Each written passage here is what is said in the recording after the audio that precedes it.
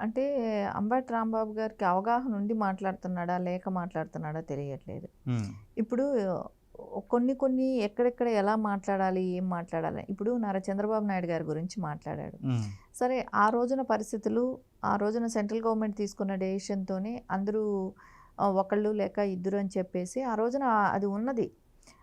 అట్లా అందరికీ ఆపరేషన్స్ చేయించడం గానివ్వండి, అది ఎక్కువ మన సౌత్ సైడ్ ఎక్కువ పాటించారు నార్త్ కన్నా కూడా. హ్మ్. సో, దాంతోనే మనకు కొంచెం సౌత్ సైడ్ కొంచెం జనాభా తగ్గింది. హ్మ్. కంపారిటివ్ చూస్తే నార్త్‌లో బాగా ఎక్కువ జనాభా హ్మ్. ఉంటారు.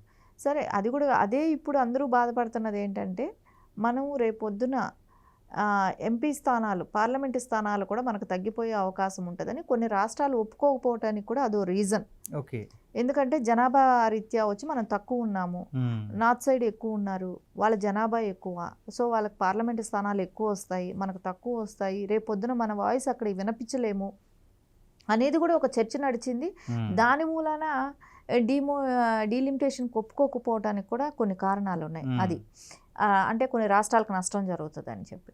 సరే ఇవన్నీ పక్కన పెట్టినా, రాజకీయ పరంగా పక్కన పెట్టినా, రేపు దేశ భవిష్యత్తులో చూసుకుంటే దేశంలో సీనియర్ సిటిజన్స్ అనేవాళ్ళు ఎక్కువైపోతున్నారు. అవును. కొన్ని దేశాలను చూసారు కాబట్టి వాళ్ళకి అర్థమవుతుంది. తెలుస్తుంది. ఇప్పుడు పక్కన చైనా కానివ్వండి, జర్మనీ కానివ్వండి, ఇవన్నీ కూడా హ్మ్. Senior citizens ఎక్కువైపోయారు. యూత్ అనేవాళ్ళు తగ్గిపోయారు. హ్మ్. సో, యూత్ అనేవాళ్ళే ఇప్పుడు మనం ఒక జాబ్ విషయం తీసుకుందాం. ఒక కంపెనీలో జాబ్ తీసుకుందాం. హ్మ్. ఓ ఏజ్ అయిపోయిన వాళ్ళని రిటైర్డ్ అయిపోయిన తర్వాత ఆ ప్లేస్‌లో యూత్ అనే వాళ్ళని భర్తీ చేస్తా వస్తారు కదా! అవును. ఒక చిన్న కంపెనీ విషయంలో తీసుకుంటేనే. హ్మ్. అలా తీసుకుంటే ప్రతి రంగంలో కూడా అది ఉండాలి కాబట్టి, హ్మ్. ప్రతి రంగంలో కూడా అలాంటి యూత్ అనేవాళ్ళు జాయిన్ అవుతా ఉంటే రిటైర్డ్ అయ్యేవాళ్ళు రిటైర్డ్ అవుతా ఉంటారు. కానీ హ్మ్. నీకు ఆ స్థాయిలో యూత్ జాయినింగ్ అనేది తగ్గిపోతుంది. హ్మ్. ఇక కొద్ది రోజుల్లో అది కూడా తగ్గిపోతుంది. ఈవేళ రేపు పిల్లలు పెళ్లి చేసుకోవటానికి కూడా బాధపడుతున్నారు. హ్మ్. సింగిల్‌గా ఉండటానికి ఇష్టపడుతున్నారు. పెళ్లి చేసుకున్న 30 తర్వాత పెళ్ళిళ్ళు చేసుకుంటున్నారు. హ్మ్.